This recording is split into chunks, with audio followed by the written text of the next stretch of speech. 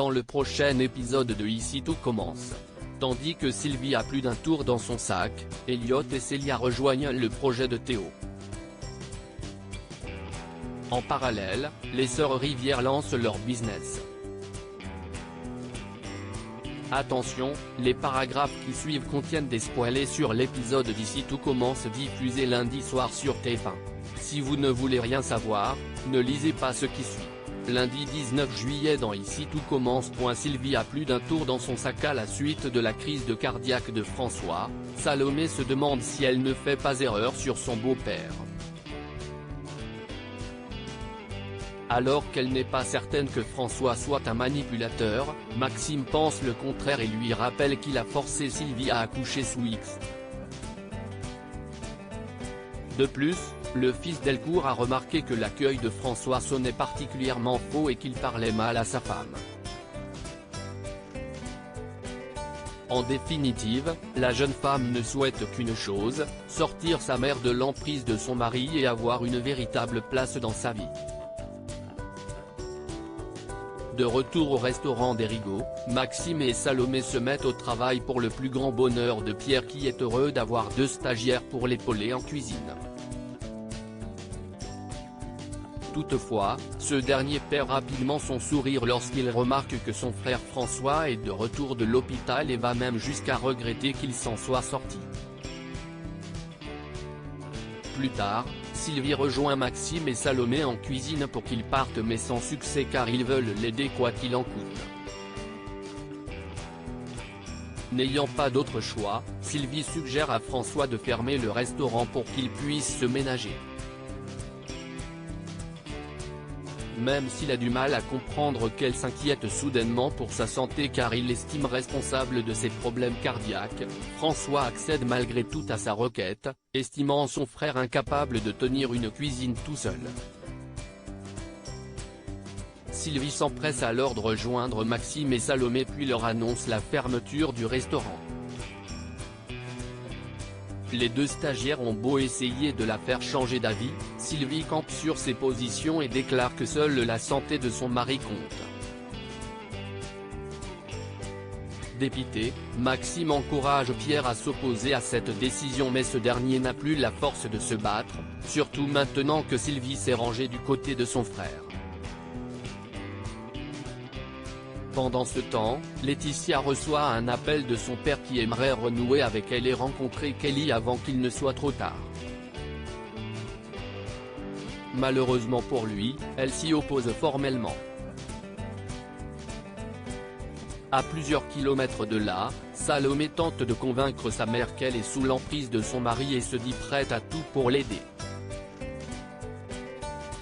Cependant, Sylvie ne voit pas les choses de la même façon et voudrait que sa fille parte avant d'être obligée de la mettre dehors.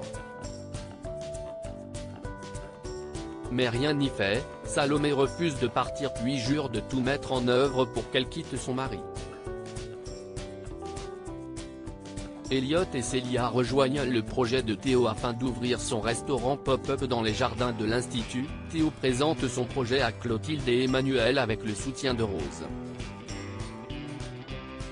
En effet, le fils Tessier voudrait surfer sur le succès des Lives Barbecue en proposant des recettes dans une ambiance beaucoup plus détendue qu'au Doubla. En plus du barbecue, le jeune chef entend aussi cuisiner devant les clients et aura besoin de 3 élèves pour l'assister. Ayant promis à sa femme de soutenir son fils, Tessier accepte sans hésiter. Tandis que Clotilde s'interroge sur ce revirement de situation, Emmanuel répond qu'il a donné son accord en sachant pertinemment que son fils ne tiendra pas la distance. Et d'affirmer qu'il se plantera seul comme un grand. Par la suite, Rose aimerait avoir une discussion avec sa sœur concernant le pop-up mais celle-ci estime qu'elle ridiculise l'image de l'Institut avec toutes ses idées stupides. Peu importe pour Rose qui s'en moque et lui fait comprendre qu'elle n'a pas besoin de son autorisation. Peu après, Théo, Rose et Martha ont réuni les élèves dans l'amphithéâtre dans le but de dénicher 2 personnes supplémentaires pour rejoindre l'équipe. Sans hésiter, Célia et Elliot se portent volontaires. En fin de journée, Théo cherche des idées de recettes pour son pop-up mais ne parvient pas à trouver quelque chose d'à la fois simple et qualitatif avec le petit budget dont il dispose. Comme son père est persuadé qu'il finira par laisser tomber son projet en raison de l'énorme charge de travail que cela représente, Théo est déterminé à lui prouver le contraire. Les sœurs Rivière lancent leur business au Marais Salants. Noémie, Louane et Ludivine ont monté la table des rivières et ont même offert à Elodie de participer au projet. Le bouche à oreille a si bien fonctionné que même Tessier leur a commandé 3 menus. Dans la mesure où aucune des sœurs ne veut effectuer la livraison, Elodie tire à pile ou face pour les départager et c'est Louane qui est désignée pour s'y coller. En dégustant le plat devant son ancienne étudiante, le directeur ne peut s'empêcher de se montrer particulièrement critique. Impressionné par la ténacité et la combativité d'Elodie, Louane et Ludivine, il contacte toutefois Marc Reynaud, un chef étoilé, dans l'espoir de leur trouver un travail.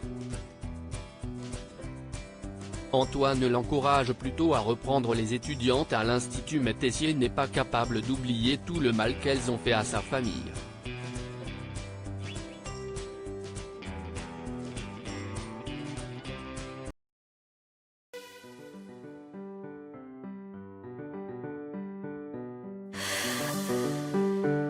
나